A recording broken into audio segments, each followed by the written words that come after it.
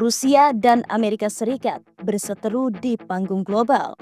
Namun siapa sangka, senjata mematikan milik Rusia ternyata berisi komponen teknologi buatan Amerika sendiri.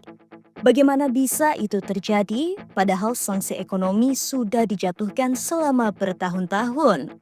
Apakah ini kelalaian atau justru celah yang disengaja?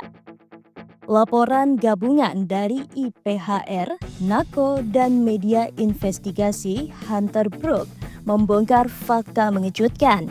Sebanyak 62% hingga 68% komponen elektronik di jet tempur Rusia Su-34 dan Su-35 berasal dari perusahaan Amerika Serikat. Jet-jet ini digunakan dalam serangan udara ke Ukraina, termasuk serangan di Kharkiv yang menewaskan 19 warga sipil. Komponen yang ditemukan berasal dari perusahaan ternama seperti Analog Device, Texas Instruments, Intel, dan AMD. Walau tak ada bukti perusahaan-perusahaan itu secara langsung menjual ke Rusia, komponen mereka tetap berakhir di tangan militer Moskow. Komponen itu masuk ke Rusia melalui jalur tidak langsung, melibatkan negara-negara netral di Asia, Afrika, dan Amerika Selatan. Peneliti Atlantic Council, Mark Temnicki, menyebut Rusia mengandalkan perantara global untuk menghindari sanksi.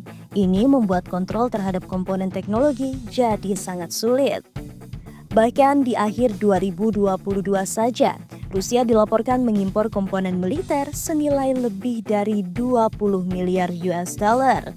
Dan lebih dari 60%-nya berasal dari perusahaan Amerika. Anastasia Donets dari IPHR menegaskan sanksi saat ini tidak cukup kuat untuk menghentikan agresi Rusia. Pemerintah Amerika Serikat memang sudah membuat daftar 50 komponen elektronik yang diawasi sejak 2024. Tapi tetap saja kebocoran rantai pasok masih terjadi. Michael McFaul, mantan dubes Amerika Serikat untuk Rusia, menyebut ini sebagai sebuah aib. Amerika tidak boleh membiarkan teknologinya digunakan untuk membunuh warga Ukraina.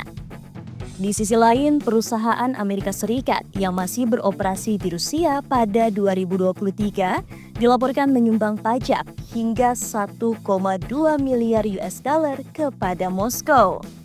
Bahkan Amerika masih mengimpor minyak dari kilang milik perusahaan Rusia yang seharusnya sudah kena sanksi. Ini menciptakan dilema besar. Di satu sisi, Amerika Serikat mendukung Ukraina. Di sisi lain, ekonomi dan bisnisnya justru secara tidak langsung memperkuat mesin perang Rusia.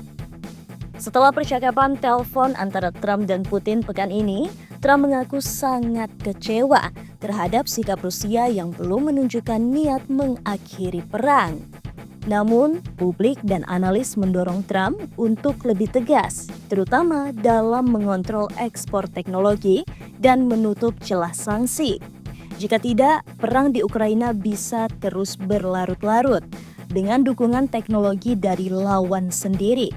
Fakta ini membuka mata kita bahwa dalam dunia yang saling terhubung, garis antara musuh dan mitra bisa sangat kabur.